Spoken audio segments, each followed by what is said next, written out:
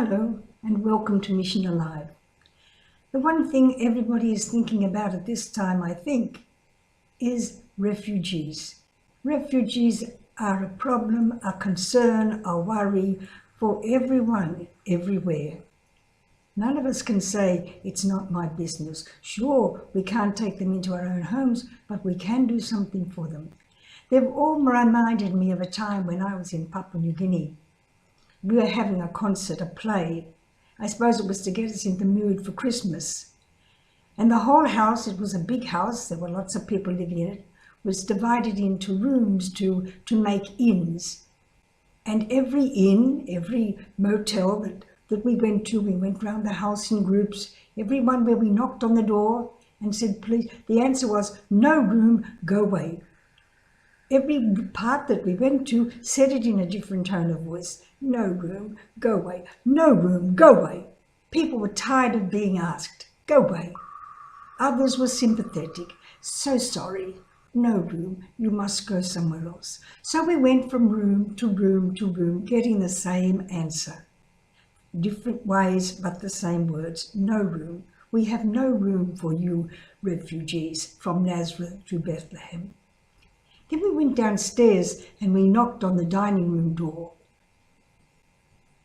One of the young girls opened the door and she said, oh. We said, oh, we have travelled so far. We are so tired. Could you please give us a space? And she said, come in, come in. I have just prepared the evening meal. You can sit down and share it with us. I remember thinking then how beautiful it was, how lovely it was, even though we were only making a play. It wasn't really happening to us. But her warmth, her openness, her generosity, her willing to give made a big impression on me. I've always remembered that time. Come in, come in. I have just prepared the evening meal. You can share it with me. So we went in, we sat down on the floor, we shared the evening meal, and we talked about our travels from Nazareth to Bethlehem. It was a long way.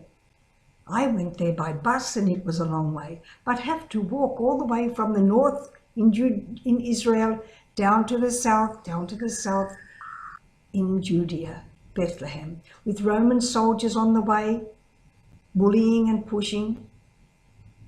Like the refugees have guards on the way, bullying and pushing. So Jesus and Mary had the same.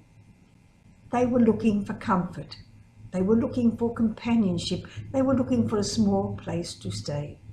So in this time when refugees are so important, we can do something. We can do something. Maybe not everything. We can't give them a home. We haven't got room in our house. But how do we greet people? How do you greet people along the way? That's so important. So important. Somebody leaves home for the day, tired, worried about a sick child or a sick wife that they're leaving at home. And on the way, they get a smile. On the way, they get a good morning. Good morning. Good morning. How do you say good morning? When you get to the classroom, when you get to the office, when you get to the factory, when you get to the workshop, when you get to the driver's seat, wherever you are, when you get to school. What's your good morning like to your superior, to your teacher, to your boss? Does it change their way of thinking for the day? Or does it make them grumpy for the day? We have such an influence on others by the way we do things, by the way we smile, by the way we talk, by the way we nod our heads. So many things we can be welcoming. Welcoming to others, and our welcome to others can be a welcome to the refugees in our world. Our welcome in our hearts can go to them. So this week, as you go about wondering, how am I going to be mission alive? How am I going to keep God's love alive in the world this week? Remember, you can do it with a smile, you can do it with a nod, you can do it with the tone of your voice. Good morning. Good morning. How do you say it? whatever way you say it, that's the way it's going to go into people's hearts, to bring them cheer, to bring them gladness, or to bring them sadness. So this week, make sure you are a cheerful giver of smiles and good mornings. So goodbye for now.